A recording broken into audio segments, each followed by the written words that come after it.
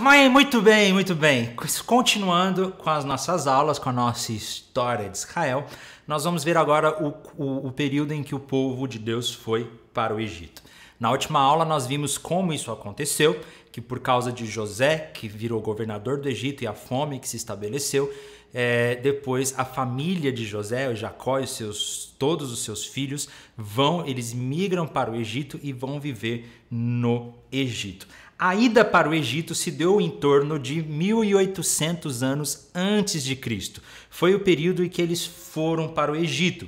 O povo de Deus, eles vão permanecer no Egito por 400 anos. Gente, 400 anos. É muito tempo que eles ficaram no Egito.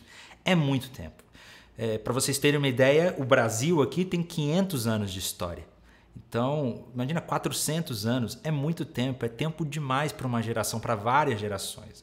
O povo de Deus, então, eles permanecem no Egito por 400 anos. Mas uma curiosidade interessante é que eles não foram escravos por 400 anos. Porque às vezes a gente imagina, né, que o povo foi escravo por 400 anos, mas não. Quando eles foram para o Egito, eles foram e viveram bem. José estabeleceu eles numa das melhores regiões do Egito. Eles viveram muito bem, de maneira próspera, por muito tempo.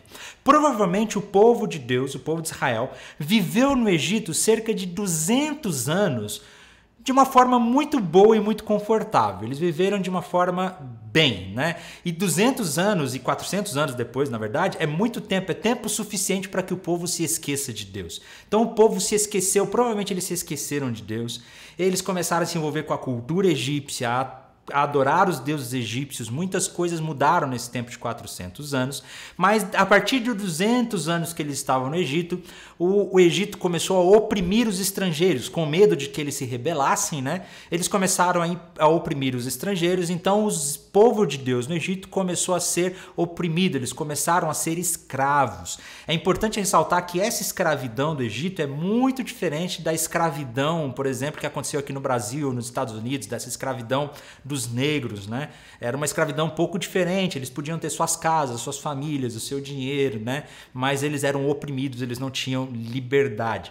Eles se tornam escravos, então eles passam 200 anos como escravo, e o clamor desse povo foi ouvido por Deus. E aí lá no livro de Êxodo nós vamos conhecer a história de Moisés. Em Êxodo, no capítulo 2, Deus levanta Moisés para libertar esse povo. A história de Moisés é muito linda porque o Egito estava perseguindo o povo hebreu. É muito interessante que aqui, gente, ainda não é uma nação de Israel. Aqui não é o povo de Israel.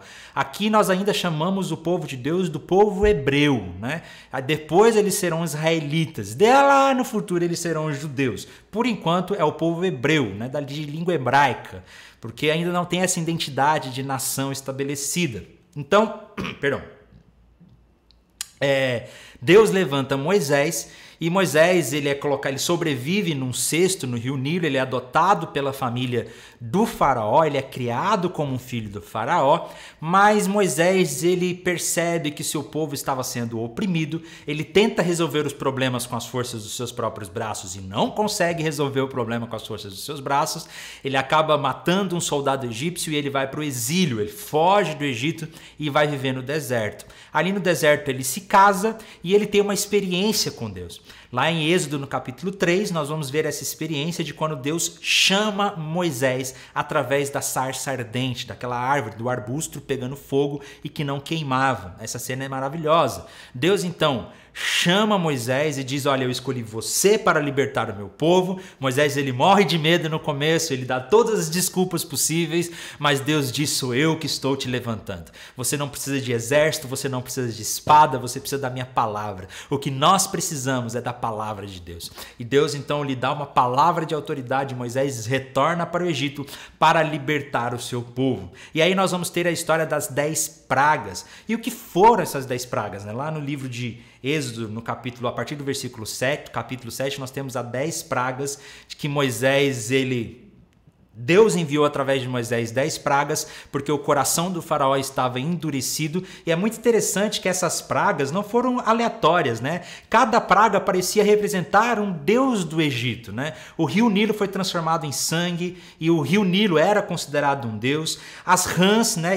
Tinha deuses que eram considerados, tinha formas de Deus, Deus da prosperidade, a Deus daquela forma de uma rã que estava ali. A praga dos piolhos, né? Que tinha a noção de que os sacerdotes eram puros, mas os piolhos vieram contradizer isso. As pragas das moscas, cada praga parece combater um deus egípcio. A praga da mosca combatia o deus Ra. A praga dos animais combatia também o deus Ra e o deus Mênfis. A praga das úlceras, o deus que cuidava das doenças, né, da saúde. A praga do granizo e, por fim, a morte do primogênito, porque o próprio faraó era considerado um deus naquele tempo. Então, as 10 pragas, na verdade, foram um recado de Deus para aquele povo dizendo: olha, os deuses egípcios nada valem.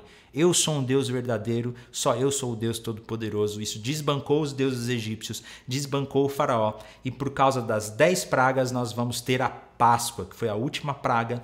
Lá no Êxodo 12 nós conhecemos a Páscoa. E a Páscoa foi justamente esse ato de que na última praga, na morte dos primogênitos, Deus enviou um recado para o seu povo dizendo: olha, tem até uma imagem aí, né? Imolem um cordeiro, sacrifiquem o cordeiro, passem o sangue do cordeiro nos umbrais das suas portas, que o anjo da morte virá. E quando o anjo da morte vir o sangue do cordeiro, ele passará por cima. A morte não atingirá aquele que tem o sangue do cordeiro.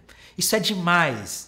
Isso é maravilhoso, porque isso aponta para o Novo Testamento, isso aponta para Jesus. Porque quando nós conhecemos a história de Jesus, nós descobrimos que Jesus é o verdadeiro Cordeiro de Deus que tira o pecado do mundo. E quando nós temos o sangue do Cordeiro sobre nós, a morte passa por cima. Nós não somos condenados porque nós temos o sangue do Cordeiro sobre nós. Então, no Êxodo capítulo 12 nós temos a Páscoa, e aí no capítulo 11 nós temos a libertação do povo de Deus, e eles são libertos do Egito e eles vão passar um período no deserto. E essa libertação aconteceu por volta de 1400 anos antes de Cristo. O povo, então, ele sai do Egito, e aí tinham 2 rotas que eles poderiam usar para ir lá para a região da Canaã. A Terra Prometida, gente, a região da Canaã, é essa região aqui em cima que eu vou mostrar para vocês daqui a pouco, tá acima do Mar Morto, onde fica a região de Jerusalém. Eles poderiam seguir essa rota mais perto do mar, que vocês estão vendo numa linha marrom aí, só que aí o Egito dominava essa região e seria muito complicado para eles. Então eles seguem por essa outra região. Quando eles atravessam o Mar Vermelho, Deus abre o Mar Vermelho graciosamente, eles atravessam por essa região e eles descem até o Monte Sinai, que fica aqui no fundinho, aqui embaixo, nós vemos o Monte Sinai, onde Deus se revelou para o seu povo. E foi ali, no Monte Sinai, que Deus se revela para ele e a nação é estabelecida. Nós vamos ver um pouco disso na próxima aula. O povo vai ficar 40 anos no deserto. Mas vamos falar um pouquinho sobre isso na próxima aula. Tá joia, gente? Que Deus, então, abençoe vocês e até a nossa próxima